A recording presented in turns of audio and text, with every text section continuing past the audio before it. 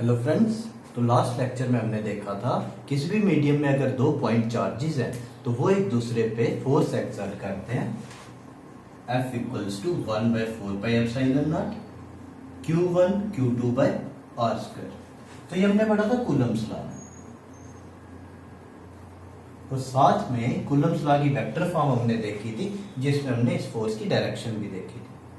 अब मान लो इसी सेम मीडियम में 2 से ज्यादा पॉइंट चार्जेस है तो टोटल फोर्स कितनी लगेगी। तो आज हम यही पढ़ेंगे। तो हमारा टॉपिक है फोर्स बिटवीन मल्टीपल चार्जेस।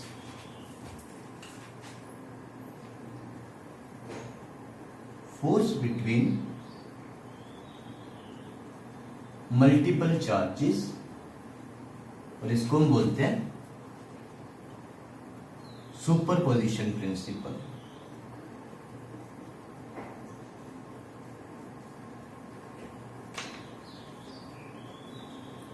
तो सबसे पहले हम कंसीडर करते हैं कोऑर्डिनेट सिस्टम। ये एक्स एक्सिस आ गया, ये वाई एक्सिस और ये जेड एक्सिस, ये ओरिजिन आ गया। यहां पे एक चार्ज है हमारे पास Q1, ये इसका पोजीशन वेक्टर है R1 वेक्टर। एक और चार्ज यहां पे पड़ा हुआ है Q2, और एक थर्ड चार्ज है यहां पे Q3। इसका पोजीशन वेक्टर आ गया R2 वेक्टर और ये R3 वेक्टर। ठीक है, अब हमने ध्यान से देखना है कि ये जो चार्जेस है Q2 और Q3 ये Q1 पे कितनी फोर्स एक्सर्ट करते हैं। तो ये सब हम पढ़ेंगे सुपरपोजिशन प्रिंसिपल में। तो सुपरपोजिशन प्रिंसिपल जो है वो एक प्रॉपर्टी पे बेस्ड है कि the force between any two charges से Q1 and Q2 is independent on the force exerted by the charge Q3 and Q1। मतलब कि जब फोर्स लगेगी Q1 और Q2 के बीच में, Q1 Q2 पे फोर्स एक्सर्ट करता है, Q2 Q1 पे फोर्स एक्सर्ट करता है, तो उनको कोई मतलब नहीं है यहाँ पे कोई Q3 भी प्रेजेंट है। तो स्टार्ट करते हैं। हमने देखना है total force acting on charge Q1 due to Q2 and Q3। तो ये टोटल फोर्स होगी F, या फिर F1 वेक्टर लिख लो। तो ये होगी force on charge 1 due to charge 2 F12 vector plus force on charge 1 due to charge 3 Q3 F13 vector. इसको हम रखेंगे इक्वेशन नंबर 1। तो पहले हम निकालते हैं F12 वेक्टर क्या। तो F12 वेक्टर ये हमने पढ़ा था कूलम्स लॉ से 1/4πε0 Q1 Q2/r²। अब यहाँ पे r ये डिस्टेंस Q1 और Q2 के बीच का। अब देखो जब Q2 Q1 पे फोर्स एक्सर्ट करेगा तो Q1 ड्यू टू रिपल्शन ये मूव करेगा इस डायरेक्शन में। तो Q1 मूव करेगा इस डायरेक्शन में, तो फोर्स की ये डायरेक्शन आ जाएगी F12 वेक्टर। इसको हम लिखेंगे R12 कैप, ये यूनिट वेक्टर है R12 कैप, और ये आ जाएगा R12 वेक्टर। ठीक है, तो ये आ गया R12 का स्क्वायर और डायरेक्शन के लिए R12 कैप। अब देखो जो थर्ड वाला चार्ज है Q3, ये जब इस पे फोर्स एक्सर्ट करेगा तो ये मूव करेगा इस डायरेक्शन में। Q1 इस डायरेक्शन में मूव करेगा तो ये फोर्स आ गई F13 वेक्टर। तो ध्यान से देखो, और ये आ गया R13 कैप और R13 वेक्टर। ये यूनिट वेक्टर इस फोर्स की डायरेक्शन को रिप्रेजेंट कर रहा है, और ये डिस्टेंस आ गया। ध्यान दो F13 वेक्टर हमारे पास आएगा 1/4πε0 Q1 Q3/r13² R13 कैप।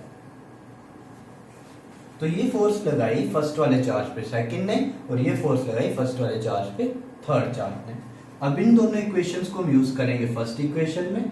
तो ये बनेगा F1 vector equals to 1/4πε0 Q1 Q2/r12² R12 cap plus 1/4πε0 Q1 Q3/r13² R13 cap. अब जो भी इसमें कॉमन टर्म्स हैं उनको बाहर निकाल दो। 1/4πε0 Q1, ये कॉमन है दोनों में, आगे आ गया Q2/R12 square R12 cap plus Q3/R13 square R13 cap. ठीक है, एक और स्टेप देखो, ये यूनिट वेक्टर किसके इक्वल होता है? तो यूनिट वेक्टर होता है vector divided by its magnitude. चाहे इस तरह से लिखो, चाहे लिखो इस तरह से।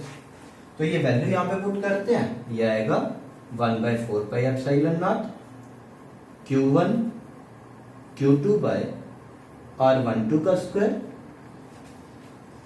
तो ये आ गया R12 वेक्टर प्लस Q3/R12 का मैग्नीट्यूड भी आएगा R13 square R13 vector by R13। तो नेक्स्ट स्टेप देखो, 1/4πε0 Q1 Q2/R12 का क्यूब आ गया ये R12 वेक्टर प्लस Q3/R13 का क्यूब और R13 वेक्टर। अगर एक और स्टेप बढ़ाना है तो देखो 1/4πε0 Q1 Q2/R12 वेक्टर। तो यहां से हमें देखेंगे, यहां से हमें मिलेगा R1 vector minus R2 vector, इसका क्यूब, और यहां पे आएगा R1 vector minus R2 vector plus Q3 R1 vector minus R3 vector, इसका क्यूब, और ये आ गया R1 vector minus R3 vector. Bracket close कर दो। तो ये टोटल फोर्स है जो Q1 पे लग रही है बाकी दो चार्जेस Q2 और Q3 की वजह से। अब देखो, इसको इन जनरल हमने लिखना हो,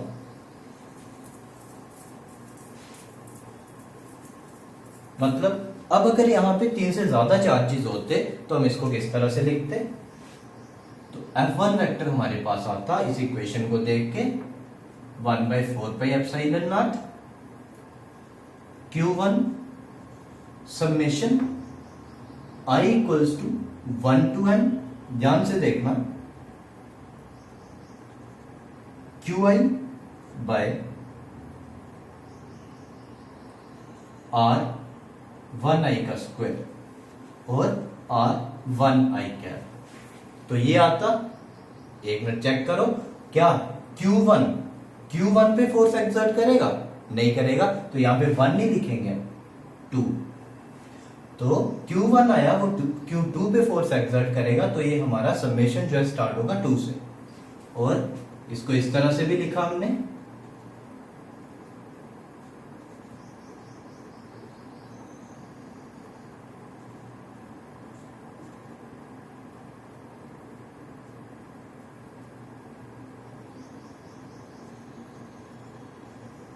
या फिर इसको लिख सकते हो आप 1/4πε0 Q1 summation I equals to 2 to n QI, ये वाला step, R1 vector minus RI vector, इसका क्यूब, और ये आ जाएगा R1 vector minus RI vector. तो इन जनरल अगर कितने भी हमारे पास चार्जेस हैं तो वो Q1 पे कितनी फोर्स एक्सर्ट करेंगे, तो इसमें से कुछ भी स्टेप आप लिख सकते हो। ये टोटल फोर्स है हमारे पास। तो आज हमने देखा सुपरपोजिशन प्रिंसिपल। बस एक चीज आपने ध्यान में रखनी है कि जब Q3 Q1 पे फोर्स एक्सर्ट करेगा तो भूल जाओ कि Q2 भी वहां पे प्रेजेंट है। जब Q2 Q1 पे फोर्स एक्सर्ट करेगा तो भूल जाओ वहां पे Q3 भी प्रेजेंट है। तो ये था सुपरपोजिशन प्रिंसिपल। Thank you.